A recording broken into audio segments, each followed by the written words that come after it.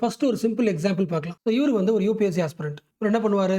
கவர்மெண்டோட எல்லா பாலிசியும் படிப்பாரா? அப்படி படிக்கும்போது கவர்மெண்ட் கொண்டு வந்த ஏதோ ஒரு பாலிசி இவருக்கு பிடிக்கல. இவரு என்ன பண்றாருன்னா, சோசியல் மீடியால ஒரு போஸ்ட் போடுறாரு. கவர்மெண்டோட இந்த பாலிசி சரி கிடையாது. யாராச்சும் இந்த மாதிரி ஒரு கேவலமான பாலிசி போடுவாங்களா?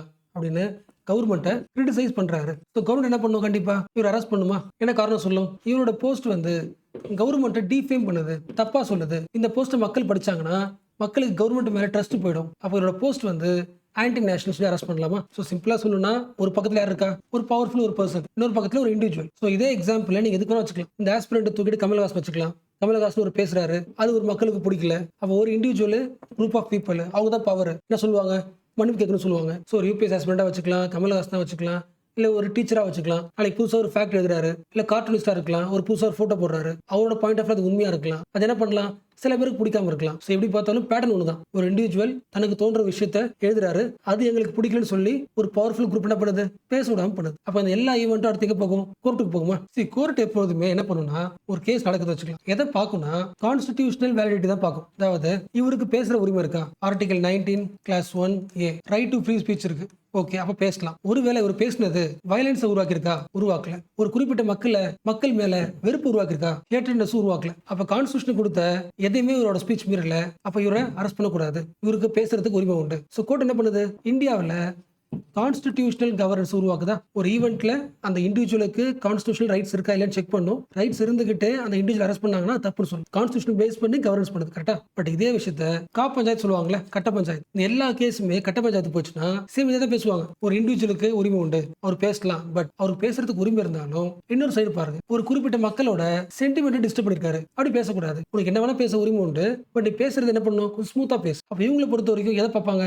கான்ஸ்டிடியூஷனல் விஷயம் கிடையாது. அது ட்ரூத்தா இல்லையா எதுவும் விஷயம் கிடையாது. எமோஷனல் தான் முக்கியம். இவங்க பண்றது எமோஷனல் கவர்னன்ஸ். இந்த பாயிண்ட் ஏன் பேசணும் புரியுதுல? நீங்க ரீசெண்டா பார்த்த எல்லா கேஸ்லயுமே, எல்லா ஈவெண்ட்லயுமே ஜுடிஷியரி தன்னோட ஸ்டாண்ட வந்து கான்ஸ்டிடியூஷனல் கவர்னன்ஸ்ல இருந்து எமோஷனல் கவர்னன்ஸ்க்கு ஷிஃப்ட் ஆயிருக்கு. இது ஒரு பயங்கரமான கன்சர்வேட்டிவ் ஆக்ஷன். லாஜிக் புரிஞ்சா? நம்ம பாலிட்டில படிச்சிருப்போம்ல, ஜுடிஷியரியோட மெயின் ரோல் என்ன? ஒரு இண்டிவிஜுவலோட ரைட்ஸை சேஃப்கார்ட் பண்றதுல ஒரு மெயின் வேலையே. அதாவது இந்த இண்டிவிஜுவலுக்கு கான்ஸ்டிடியூஷன்ல ரைட்ஸ் கொடுத்துருக்காங்களா? ஒரு இண்டிவிஜுவலுக்கு கான்ஸ்டிடியூஷன்ல என்ன ரைட்ஸ் கொடுத்துருக்காங்களோ அது எல்லா ரைட்ஸுமே சேஃப்கார்ட் பண்ண வேண்டியது யாரோட வேலை? ஜுடிஷியரி வேலை. பட் ஜுடிஷியரி இப்போ என்ன பண்ணுது? ஒரு இண்டிவிஜுவல் ரைட்ஸை சேஃப்கார்ட் பண்ணாம அது பண்ணிட்டு இருக்கிறது என்ன? Moral censorship. அதாவது நீ பேசினது நேஷனோட ப்ரைடு டிஸ்டர்ப் பண்ணிருக்கா, சில பேரோட ஃபீலிங்கை டிஸ்டர்ப் பண்ணிருக்கா, சில பேரோட டேஸ்ட்டுக்கு டிஸ்டர்பன்ஸா இருக்கா, அப்ப சாரி கேளு. யோசிக்க முடியுதா? இந்த காலகட்டத்தில் பெரியாரோ அம்பேத்கர் இருந்திருந்தாங்கன்னா என்ன ஆயிருக்கும்? லாஜிக் புரியுதா?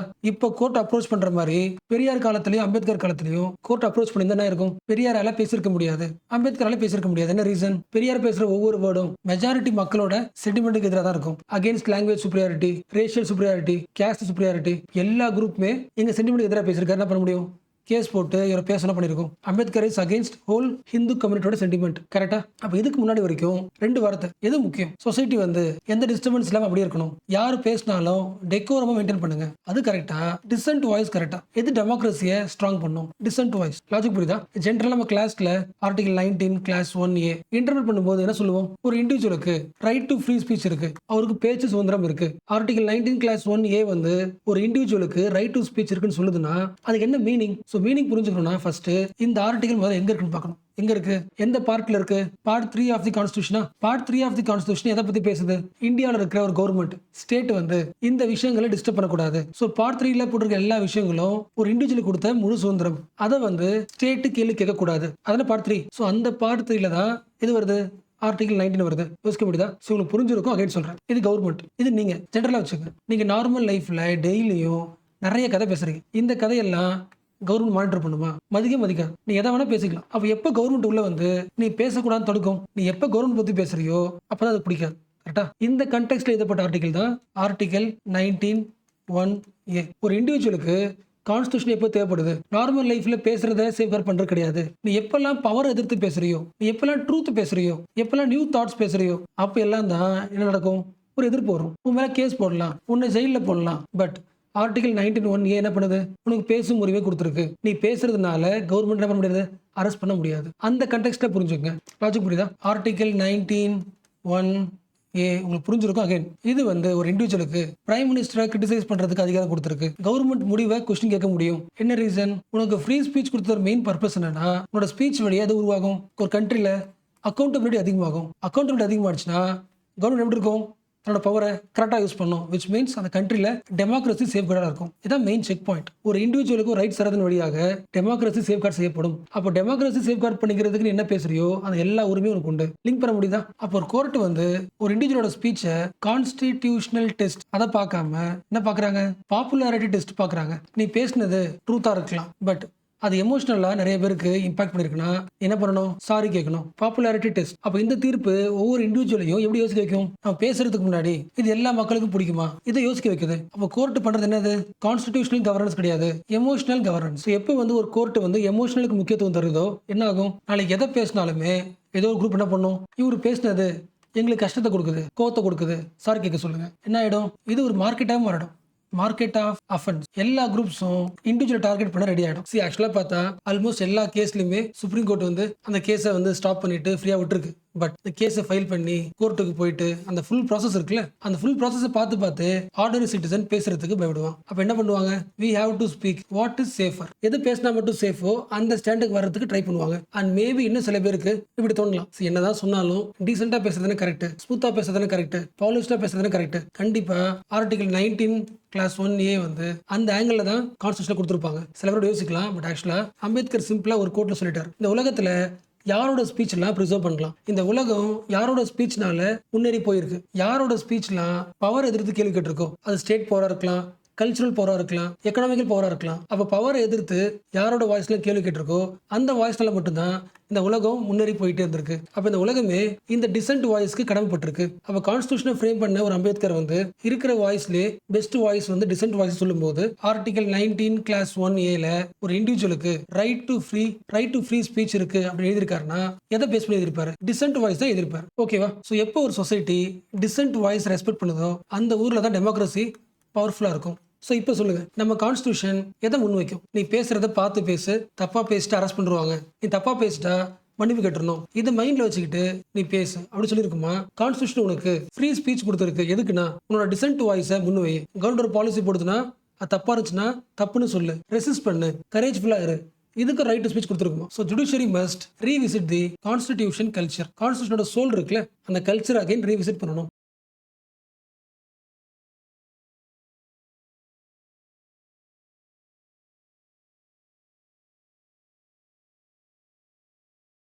ஃபர்ஸ்ட் பேசிக் கொஸ்டின், பார்லிமெண்டோட வேலை என்ன? லாஸ் போடுறதா? ரொம்ப சிம்பிளா ரொம்ப கூட சொல்லணும்னா ரூல்ஸ் உருவாக்க சொல்லலாமா? டெய்லி லைஃப் ரன் ஆகிறதுக்கான ரூல்ஸ் போடுறது யாரு? பார்லிமெண்டா. பட் ஆக்சுவலா இந்த ரூல்ஸ் பார்லிமெண்ட் மட்டும் போறது கிடையாதுல்ல, இந்தியாவில் நிறைய இன்ஸ்டிடியூஷன்ஸ் ரூல்ஸ் போடுது. அதுக்கு ஒரு best example reserve bank of India, SEBI.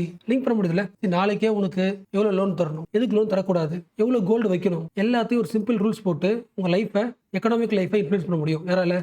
ஆர்பிஐல. அப்போ ஆர்பிஐ செபியை நம்ம என்ன சொல்லலாம்னா மினி பார்லிமெண்ட்லேயே சொல்லலாம். எப்படி பார்லிமெண்ட் ஒரு லா போட்டு மக்களை இம்பாக்ட் பண்ணுதோ, குட்டி குட்டி ரூல்ஸ் போட்டு மக்களோட லைஃபை ஆர்பிஐ செபிலாம் இம்பாக்ட் பண்ணுது. இது பாசிட்டிவான்னு கேட்டால் ஜென்ரலாக பார்க்க பாசிட்டிவாக இருக்கும், பட் இதுக்குள்ள ஒரு நெகட்டிவ் இருக்கு. ரொம்ப சிம்பிளாக சொல்லணும்னா பார்லிமெண்ட்ல ஒரு கவர்மெண்ட் ஒரு லா கொண்டு வருதுன்னா அந்த லால இருக்கிற எல்லா பாயிண்ட்ஸுமே எதிர்கட்சி அப்போசிஷன் பார்ட்டியோட எல்லா எம்பிஸும் டிஸ்கஸ் பண்ணுவாங்க. இந்த ரூல் ஏன் கொண்டு வரீங்க, இது தேவையில்லை, இது மக்களை பாதிப்பு ஏற்படுத்தும். ஒவ்வொரு ரூல்ஸுமே அப்போஸ் பண்ணி பேசுனதுக்கு அப்புறம் கவர்மெண்ட் அதுக்கு ஆன்சர் கொடுத்ததுக்கு அப்புறம் லா வரும். என்ன இருக்கு? ஒரு அக்கௌண்டபிலிட்டி சிஸ்டம் ஆட்டோமேட்டிக்காவே பார்லிமெண்ட்டுக்குள்ள இருக்கு. ஸோ பார்லிமெண்ட் ஒரு லா கொண்டு வரது யூஸ்ஃபுல். என்ன ரீசன்?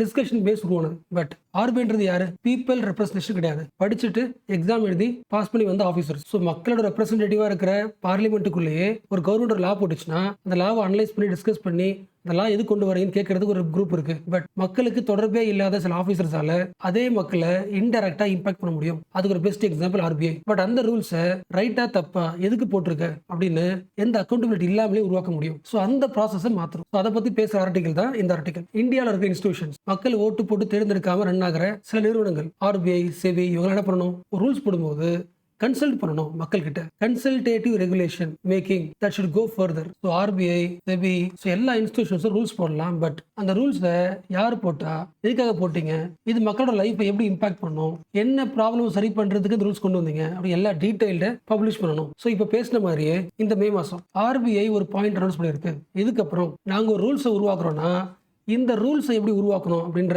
அந்த பாயிண்ட்டையும் கிளியராக கொடுத்துட்றோம். அது புரியுதா? இந்த ரூல்ஸ் ஒன்று உருவாக்கிட்டோம்னா இதை ஏன் உருவாக்கியிருக்கோம், இந்த ரூல்ஸ் வந்து எந்த ப்ராப்ளம் சரி பண்ணியிருக்கு, அண்ட் இந்த லிஸ்ட் ஆஃப் ரூல்ஸை மக்கள்கிட்ட கேட்டுட்டோமா, எத்தனை மக்கள்கிட்ட விசாரிச்சோம், அவனோட பாயிண்ட் ஆஃப் வியூ என்ன, இது எல்லாத்த பற்றி ரிப்போர்ட் என்ன பண்ணுறோம், பப்ளிஷ் பண்ணுறோம். ஸோ இதுக்கப்புறம் ஆர்பிஐ ரூல்ஸ் கொண்டு வந்தால் அது டிரான்ஸ்பரண்டாக இருக்கும். லிங்க் பண்ண முடியுதுல? ஸோ இதுக்கப்புறம் ஆர்பிஐ ஒரு ரூல்ஸ் கொண்டு வரதுக்கு முன்னாடி இந்த ரூல்ஸ் வந்து சொசைட்டியில் இம்ப்ளிமெண்ட் ஆச்சுன்னா என்ன இம்பாக்ட் ஏற்படும், அந்த இம்பாக்ட் அனலைசிஸை ஃபர்ஸ்டே பண்ணிடுவோம். இந்த ரூல் கொண்டு வரதுக்கான மெயின் ரீசன் என்ன, அப்ஜெக்டிவ் என்ன, இதில் எத்தனை ரூல்ஸில் பப்ளிக்கோட இன்புட் இருக்கு, அண்ட் ஆல்சோ இந்த ரூல்ஸ் கொண்டு வந்ததுக்கு அப்புறம் எவ்ரி 3 years நாங்களே இந்த ரூல்ஸை ரிவ்யூ பண்ணுவோம். ஸோ பீரியாடிக்கல் ரிவ்யூ உண்டு. இதெல்லாமே ரீசெண்ட் அப்டேட், ஆர்பிஐ கொடுத்த அப்டேட்.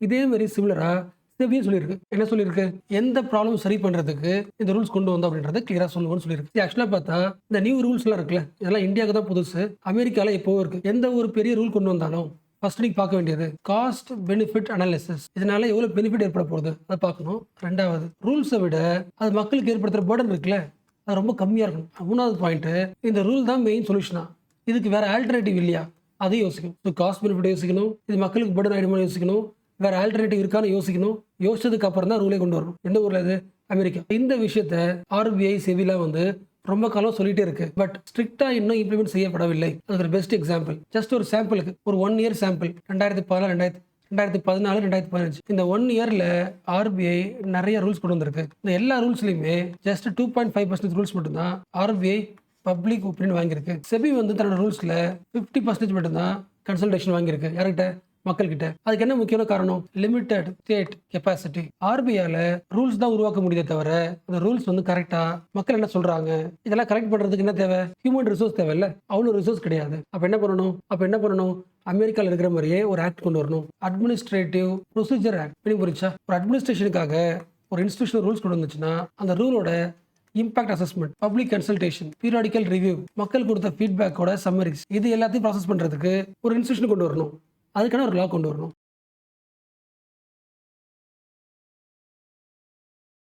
ஆல்மோஸ்ட் இன்னைக்கு பேப்பர்ல வந்திருக்கிற எல்லா முக்கியமான ஆர்டிகல்ஸும் மெயின்ஸ் பாயிண்ட் ஆஃப் வியூல முடிச்சாச்சு. ஸோ இந்த கிளாஸ் நீங்க சம்மரைஸ் பண்ணி ஷார்ட் நோட்ஸ் எடுத்துக்கிட்டாலே மெயின்ஸ்க்கு அப்படியே நீங்க யூஸ் பண்ணிக்கலாம். பட் ஆல்சோ இன்னைக்கு பேப்பர்ல சில குட்டி குட்டி நியூஸும் இருக்கு, அது கான்செப்ட்ஸ்லாம் உங்களுக்கு தெரிஞ்சுக்கணும், அண்ட் ஆல்சோ பிலிம்ஸ்க்கு யூஸ்ஃபுல்லா இருக்கும். அதை ஸ்டார்ட் பண்ணலாம். பட் நாம எப்படி பார்க்க போறது கிடையாதுன்னா, இதான் நியூஸ், இதான் முக்கியமான பாயிண்ட்ஸ்னு ட்ரெடிஷனல் மெத்தட்ல படிக்க போறது கிடையாது. ஜஸ்ட் லைக் தட் ஸ்டோரி மாதிரி கேளுங்க. அந்த நரேஷன்லயே உங்களுக்கு தேவையான பாயிண்ட்ஸ் நீங்க ஆட்டோமேட்டிக்காக கலெக்ட் பண்ணிக்க முடியும். ஸ்டார்ட் பண்ணலாம். இந்தியா மற்ற கண்ட்ரிஸ் கூட சேர்ந்து மிலிட்டரி எக்ஸசைஸ் பண்ணுவோம்ல. ஸோ இன்னைக்கு நியூஸ் பேப்பர்ல மிலிட்டரி எக்ஸசைஸ் பாத்தீங்களா? சரி, அகைன் சொல்றேன், எப்போ நான் கொஸ்டின்ஸ் கேட்கறனோ வீடியோ பாஸ் பண்ணிட்டு யோசிச்சு பாருங்க. நம்ம நிறைய தடவை பேசியிருக்கோம், ஆக்டிவ் லேர்னிங் வேற, பாசிவ் லேர்னிங் வேற. ஆக்டிவ் லேர்னிங் என்ன பண்ணும், ரொம்ப நாளைக்கு இன்ஃபர்மேஷன் ரிட்டைன் பண்ண முடியும். ஒருவேளை ஆன்சர் தெரியலனா கூட நீங்க பிடிஎஃப் என்ன பண்ண முடியும், மிலிட்டரி எக்ஸசைஸ் சர்ச் பண்ணீங்கன்னா அதுக்கு அந்த நியூஸ் வந்துடும். அந்த கொஸ்டினுக்கு ஆன்சரை சர்ச் பண்ண முடியும். ஸ்கூல்ல பண்ணுவோம்ல ப்ராஜெக்ட் ஒர்க் மாதிரி, ஒரு கொஸ்டின் கேட்டிருக்கோம், ஆக்டிவா பண்றீங்க, அந்த பிடிஎஃப் நீங்க சர்ச் பண்ணி ஆன்சர் பாக்குறீங்க. ஸோ எப்படி ஆன்சர் சொல்ல போறேன், அதை நீங்க ஆக்டிவா கேட்ட கொஸ்டினை ஒன்று நீங்க சொல்லணும், இல்லைன்னா சர்ச் பண்ணி பார்த்துட்டு ரிஃப்ளெக்ட் பண்ணீங்கன்னா ஈஸியா இருக்கும்ல. ஓகே, இன்னைக்கு பேப்பர்ல இந்தியா இன்னொரு கண்ட்ரி கூட ஒரு மிலிட்டரி எக்ஸசைஸ் பண்ற நியூஸ் வந்திருக்கு. அதை பாத்தீங்களா? எந்த கண்ட்ரி கூட,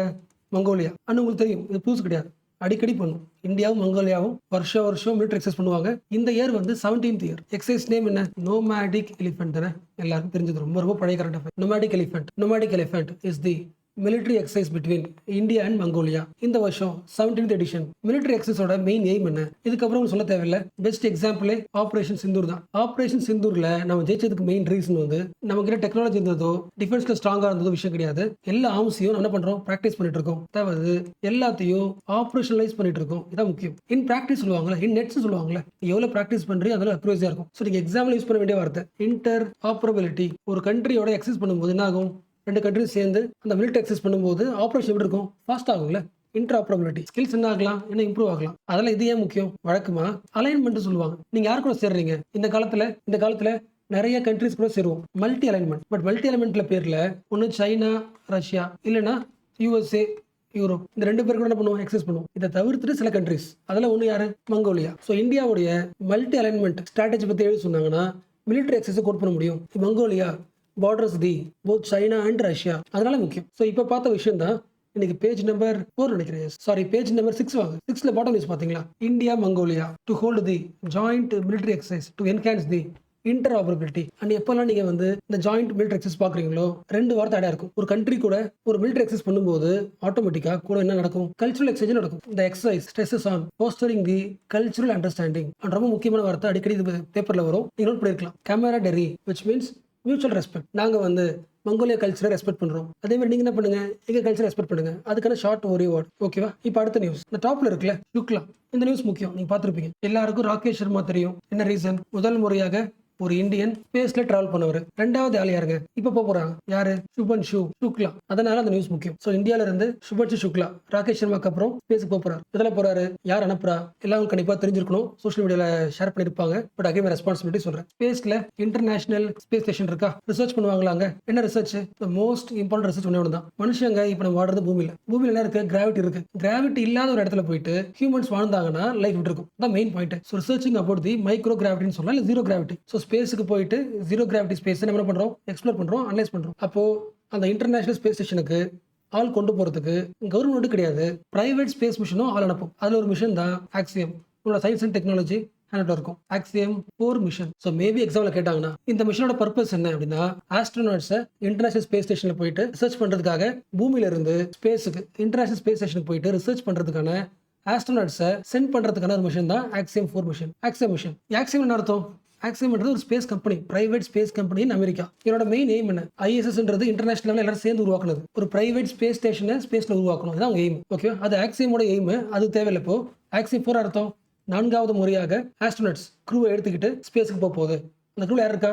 ஒரு இந்தியன் இப்போ இருக்காரு. 1984க்கு அப்புறம் ஒரு இந்தியன். அங்க போய் என்ன பண்ணுவாங்க? ஹியூமன் பாடிஸ் இல்ல ஹியூமன் மெடிசன் இல்ல எனிதிங் மெட்டீரியல்ஸ் எல்லாமே மைக்ரோ கிராவிட்டில ஒர்க் ஆகுதுன்னு செக் பண்ண போறோம். அதானே?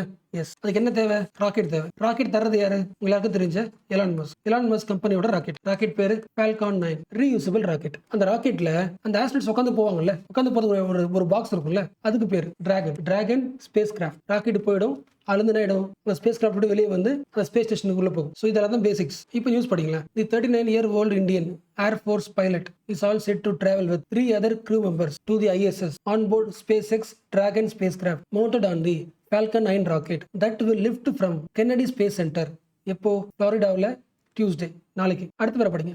Mister Shukla will be the second Indian to travel to this space 41 years after the Rakesh Sharma. Rakesh Sharma ஏத்திட்டு போனது யாரு? Soviet Union space. 1984ல சோவியத் யூனியோட ஸ்பேஸ் ஏத்திட்டு போச்சு. இப்போ அமெரிக்காவோட பிரைவேட் ஸ்பேஸ். சோ மேபி இப்படி யோசிக்கலாம் நீங்க. ராகேஷ் சர்மா போனது வந்து சோவியத் யூனியன் ஒரு கவர்மெண்ட் கொண்டு போனது. இது வந்து அமெரிக்காவில் இருக்கிற ஒரு பிரைவேட் ஒரு ஸ்பேஸ் மிஷன் கொண்டு போகுது. சோ பிரைவேட் செக்டார்ல ஒரு இந்தியன் ஃபர்ஸ்ட் போறது இவர்தான். இந்த ஆங்கிள் யோசிக்கலாம். ஓகே, அடுத்த நியூஸ் பாக்குறதுக்கு முன்னாடி இந்த பாயிண்ட் எல்லாருக்குமே தெரியும் நினைக்கிறேன்.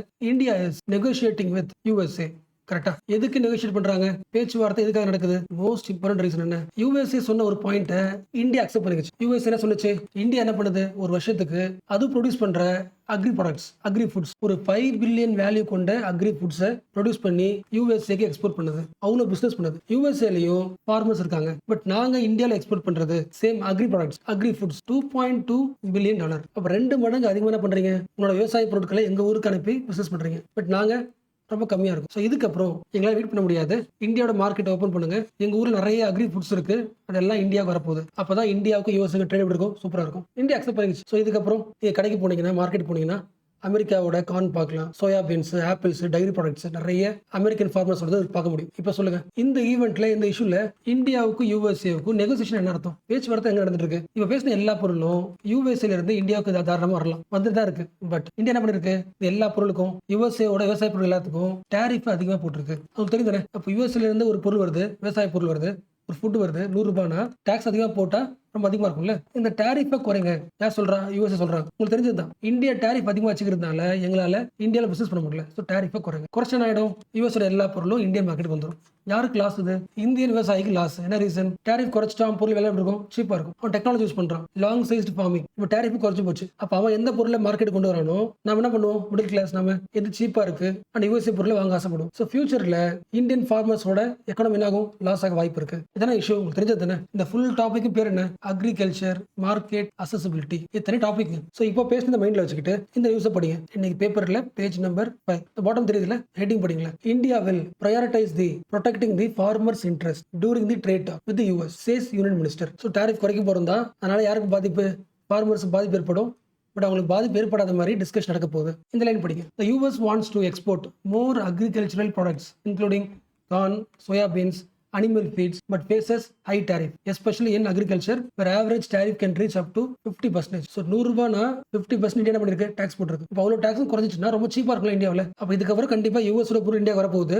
நம்ம என்ன பண்ணி ஆகணும்? Domestic பாதுகாக்கணும்ல. we need to protect the domestic producers from global price volatility. கரெக்ட்டா? சோ இந்த நியூஸை ஃபாலோ பண்ணுங்க. இது முக்கியம். நெக்ஸ்ட் ஒரு பேசிக் கீவேர்ட். நம்ம எல்லாருக்கும் தெரிஞ்ச keyword. What is FDI? Foreign direct இன்வெஸ்ட்மென்ட்டா? ஒரு ஃபாரின் கம்பெனி டைரக்ட்டா வந்து இந்தியாக்குள்ள கம்பெனி ஆரம்பிக்கிறது, ஃபேக்டரி ஆரம்பிக்கிறது. எக்ஸாம்பிள் ஆப்பிள் ஃபேக்டரி எங்க இருக்கு? இந்தியால இருக்கு. பட் நீங்க தெரிஞ்சுக்க வேண்டியது ஒரு ஆப்பிள் ஃபேக்டரி, அதாவது ஆப்பிள் ஐபோன் இருக்குல்ல, அதை அசெம்பிள் பண்ற ஃபேக்டரி இந்தியாவுக்கு வருதுன்னா அந்த ஃபாரின் கம்பெனிக்காரங்க இந்தியாவில் வந்து அசெம்பிள் பண்றாங்கன்னா இந்தியாவில் எந்த ஸ்டேட்ல வைக்கிறான், அது முக்கியம். ஸோ மோஸ்ட்லி ஐபோன் வேர் அசெம்பிள்டு இன் தமிழ்நாடு. அப்போ யாருக்கு வேலை அதிகமாக கிடைக்கும்? பீகாருக்கா, தமிழ்நாடுக்கா? தமிழ்நாடுக்கு. லாஜிக் புரியுதா? அப்போ இந்தியாவில் FDI வரது விஷயம் கிடையாது. எல்லா ஸ்டேட்டுக்கும் ஈக்குவல் FDI போதான்றது நம்ம ரிசர்ச் பண்ணணும். ஸோ நார்த்தன் ஸ்டேட்ஸ்ல FDI ஈக்குவலா டிஸ்ட்ரிபியூட் ஆகிட்டாலே போதும். மைக்ரேஷன் வராங்களே, பீகார் சொல்றோம்ல, அவங்க என்ன ஆயிடுவாங்க? ஸ்டாப் ஆயிடுவாங்க. ஜஸ்ட் ஒரு எக்கனாமிக் பாலிசி என்ன பண்ணும்? மைக்ரேஷன் ஸ்டாப் பண்ணும். கரெக்டா? இந்த ஐடியா மைண்ட்ல வச்சுக்கோங்க. இப்போ அடுத்த பாயிண்ட் 2024-25 லாஸ்ட் இயர்ல இந்தியாவில் FDI வந்திருக்கு. எந்த ஸ்டேட்ல FDI அதிகமாக வந்திருக்குன்னு நினைக்கிறீங்க? FDI புரிஞ்சுல உங்களுக்கு ஃபர்ஸ்ட். நம்ம லேஸ் சாப்பிட்றோம்ல, டைரக்டா ஃபாரின்ல இருந்து வரல. உங்களுக்கு தெரியும் கண்டிப்பா. ஈஸியஸ்ட் வழி என்ன? இந்தியாவுக்கு வந்து இந்தியாவில் எந்த ஊர்ல உருளைக்கிழங்கு சூப்பரா இருக்கோ, சூப்பரா இருக்குன்னு அர்த்தம் நிறைய ப்ரொடியூஸ் பண்றாங்களோ அந்த ஊர்ல பண்ணலாம், ஃபேக்டரி வச்சுக்கலாம். ஃபேக்டரி வச்சுட்டு எல்லா விவசாயிகிட்ட இருந்தும் உருளைக்கிழங்கு வாங்கி லேஸ் உருவாக்கலாம். இப்போ என்னது? ஃபாரின் கம்பெனி டைரக்டா வந்து இன்வெஸ்ட் பண்ணுது, கம்பெனி வைக்குது. அவன் கம்பெனி வைக்கிறது நம்ம என்ன சொல்றோம்? இன்வெஸ்ட் பண்றோம்னு சொல்றோம். இந்தியாவில் பிசினஸ் பண்றோம் சொல்லல, இந்தியாவில் இன்வெஸ்ட் பண்றோம். ஏன் இன்வெஸ்ட்மெண்ட் சொல்றாங்க? அவங்க இன்வெஸ்ட்மெண்ட் பண்றதுனால வேலை கிடைக்குது அதிகமா. ஓகேவா? ஸோ லேஸ் பாக்கெட்ல இருந்து கியா மோட்டார்ஸ் வரைக்கும் நிறைய ஃபாரின் கம்பெனிஸ் இந்தியாவுக்குள்ள வந்து யூஸ் பண்ணிக்குது, இந்தியாவுக்குள்ள வந்து இன்வெஸ்ட் பண்ணுது. ஸோ FDI அதை விட்டு இந்த பாயிண்ட் சொல்லுங்க. லாஸ்ட் இயர்ல FDI எந்த ஊர்ல அதிகம் வந்திருக்கலாம்? இந்த ஸ்டேட்ல டோட்டலா 81 பில்லியன் வேல்யூ. இவ்வளவு அமௌண்ட் வந்து இந்தியாவுக்குள்ள வந்திருக்கு. மீனிங் புரிஞ்சா? இது ஃபாரின் கம்பெனி, இது இந்தியா. அவன் ஃபேக்டரி ஆரம்பிக்கணும். அவன் என்ன பண்ணுவான்? ஒரு ஃபேக்டரி கன்ஸ்ட்ரக்ட் பண்றதுக்கு, சம்பளம் தரதுக்கு ஒரு காசு எடுத்துட்டு வருவான்ல. ஃபாரின்ல இருந்து அவனோட ப்ராஃபிட்ல இருந்து காசு எடுத்துக்கிட்டு இந்தியாவுக்குள்ள வருவான். அந்த காசு அப்படியே கொடுத்துட்டு இந்தியா கிட்ட இருந்து ருபீஸ் வாங்கிப்பான். கரெக்டா? அவ்வளவு வேல்யூ இருக்குல்ல.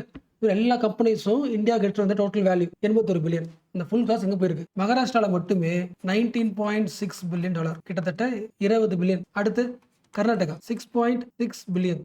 இந்த லிஸ்ட் எப்போதும் மறந்துடாதீங்க. எல்லா வருஷமும் நீங்க பார்த்துட்டே இருக்கணும். எந்த ஊர்ல FDI வருதோ அந்த ஊர்ல எம்ப்ளாய்மெண்ட் ஆயிடும், மற்றோட அதிகமா இருக்கும். ஸோ ஃபர்ஸ்ட் மகாராஷ்டிரா, கர்நாடகா, மூணாவது டெல்லி 5.7 பில்லியன், நாலாவது தமிழ்நாடு 3.8 பில்லியன். லிங்க் பண்ண முடியுதா? கர்நாடகா, தமிழ்நாடு எவ்வளோ டிஃபரன்ஸ்? 2 மடங்கு டிஃபரன்ஸ். அப்போ இதுல நம்ம என்ன பண்ணணும்? ஃபர்ஸ்ட் வரணும். இதுல எப்போ ஃபர்ஸ்ட் வருமோ தட் இஸ் ப்ரைட். யோசிக்க முடியுதா? ஒரு கம்பெனிக்காரன் தமிழ்நாட்டுக்கு வராம கர்நாடகா போறன்னு அர்த்தம். தமிழ்நாட்டை விட கர்நாடகாவில் infra facilities, road, railways, port, processing mechanism எல்லாம் எப்படி இருக்கும்? ஈஸியா இருக்கும். அது மட்டுமே காரணம் கிடையாது. நான் ஃபர்ஸ்ட் சொன்னல, ரெண்டாவது காரணம் உண்டு. எந்த ஸ்டேட்ல போனா நமக்கு தேவையானது கிடைக்கும்? ஃபார் எக்ஸாம்பிள் ஃபர்ஸ்ட் பார்த்தோம்ல, இதை முடிச்சிடலாம். 5வது ஹரியானா 3 பில்லியன், 6வது தெலுங்கானா 3 பில்லியன். அதிகமாக FDI வர்ற ஸ்டேட் லிஸ்ட்லேயே தான் 20, 26, 25, 28, 31, 35 வச்சுக்கலாம். ஒரு கண்ட்ரில பாதி வேல்யூ இந்த 6 ஸ்டேட்டுக்குள்ளே போயிடும். மிச்ச வேல்யூ தான் மற்ற ஸ்டேட்டுக்கே போகுது. என்ன ரீசன்? இன்ஃப்ராஸ்ட்ரக்சர், ரோடு ரொம்ப முக்கியமானது. இப்போ என்னது? டிஜிட்டல் கனெக்டிவிட்டி இன்னொன்று முக்கியமானது. பவர் சப்ளை, இண்டஸ்ட்ரியல் பார்க்கு தனியா இடம், கவர்மெண்ட் பாலிசி ஈஸியா இருக்கணும், ரொம்ப முக்கியமானது. லேண்ட் அப்ரூவல் இதெல்லாம் ஈஸியா இருந்துச்சுன்னா இன்வெஸ்ட்மெண்ட் அதிகமாயிடும். இது ஒரு ரீசன். பட் இதோட முக்கியமானது, என் ஃபேக்டரிக்கு யாரு தேவைன்னு முடிவு பண்றேன். ஃபர்ஸ்ட் பார்த்தோம்ல, இது உருளைக்கிழங்கு தேவை. இந்தியாவில் உருளைக்கிழங்கு அதிகமாக கிடைக்குமோ அங்க போறேன். எப்படி முடிவு பண்றாங்க பாருங்க. எந்த ஊர்ல கோஆபரேஷன் அதிகமா இருக்கும், கோஆபரேட்டிவ்ஸ் அதிகமா இருக்கோ அந்த ஊர்ல எல்லா விவசாயம் சேர்ந்து என்ன பண்ணுவாங்க? ஃபார்மிங் அதிகமாக பண்ணுவாங்க. அந்த ஊர்ல போய் என்ன பண்ணலாம்? லேஸ் ஃபேக்டரி வைக்கலாம். இல்லை எப்படி வச்சுக்கலாம்? ஆப்பிள் எதுக்கு? அதாவது ஃபாக்ஸ்கான் ஏன் தமிழ்நாட்டில் கம்பெனி ஆரம்பிக்கிறான்? அசம்பிள் பண்றது. ஆப்பிளுக்கு எப்பொழுதுமே டிசிப்ளின், பயங்கரம் ஒர்க் பண்ற ஆள் தேவை. கண்டிப்பா யாரா இருப்பாங்க? உமன். அப்போ ஸ்கில்டு உமன் ஒர்க் ஃபோர்ஸ் எங்க அதிகமா இருக்கும்? தமிழ்நாட்டில் இருக்கு. ஸோ தமிழ்நாட்டோட ஸ்கில்டு உமன் ஒர்க் ஃபோர்ஸை டேப் பண்றதுக்கு ஆப்பிள் கம்பெனி வைப்பாங்க. உங்களுக்கு புரிஞ்சா? ஆப்பிளோட டிமாண்ட் என்ன? Skilled women work force. அது தமிழ்நாட்டில் இருக்கு. Therefore we are investing in Tamil Nadu. So இந்த கம்பெனிக்கு போனீங்கன்னா ஜெண்டர் லேபர் ஃபோர்ஸை பார்க்க முடியும். இந்த மாதிரி ஒவ்வொரு ஸ்டேட்லயும் ஒரு எக்ஸ்ட்ரா அட்வான்டேஜ் இருக்குல்ல. சில ஊர்ல வந்து பாந்திரா வச்சுக்கலாமே, அங்க லேண்ட் டீலிங் ரொம்ப ஈஸி. சிங்கிள் விண்டோ கிளியரன்ஸ், ஃபேக்டரியா ஈஸியா ஆரம்பிக்க முடியும். So what is ultimate aim? Ease of doing business. Foreign companies நம்ம ஊர்ல பிசினஸ் ஈஸியா பண்றதுக்கான எல்லா விஷயத்தையும் பண்ணுவோம், டிக் பண்ணிட்டே இருக்கும். லேபர் லாஸ் கம்மியா இருக்கும், லேபர் லாஸ் ஸ்ட்ரிக்டா இருக்காது, லாஜிஸ்டிக்ஸ் ஸ்ட்ராங்கா வச்சிருப்போம், கவர்னன்ஸ் மெக்கானிசம் ஸ்ட்ராங்கா இருக்கணும். லிஸ்ட் இருக்குல்ல. எஸ். ஸோ இப்போ பேசின நியூஸ் தான் இந்த நியூஸ். பேஜ் நம்பர் 4ல இங்க போட்டிருக்கல, Maharashtra and Karnataka account for 51% of the FDI centre. So இந்த பாயிண்ட் முக்கியம். ஓகேல. ஜென்ரலாவே இது நியூஸ்க்கு முக்கியம் தான், ப்ரிலிம்ஸ்க்கு முக்கியம், மெயின்ஸ்க்கு முக்கியம், அதெல்லாம் ஓகே தான். பட் என்னோட பாயிண்ட் ஆஃப் என்னன்னா, இந்த மாதிரி குட்டி ரீடிங் தான் உங்களோட மைண்ட் ப்ராசஸிங்கை இம்ப்ரூவ் பண்ணும். நம்ம எவ்வளோ கஷ்டப்பட்டு மெயின்ஸ்ல எழுதி முடிச்சாலும் இன்டர்வியூக்கு போன உடனே உங்களோட கேப்பபிலிட்டி செக் பண்ணுவாங்க. ஸோ நியூஸை முடிஞ்ச அளவுக்கு கிரிட்டிக்கலா லிங்க் பண்ணி படிக்கும் போது தான் ஆன்சர் பண்ணும்போது ஒரு ப்ராப்ளம் இருக்குன்னா அதுக்கான சொல்யூஷனை ஈஸியா யோசிச்சு ஆன்சர் பண்ண முடியும்.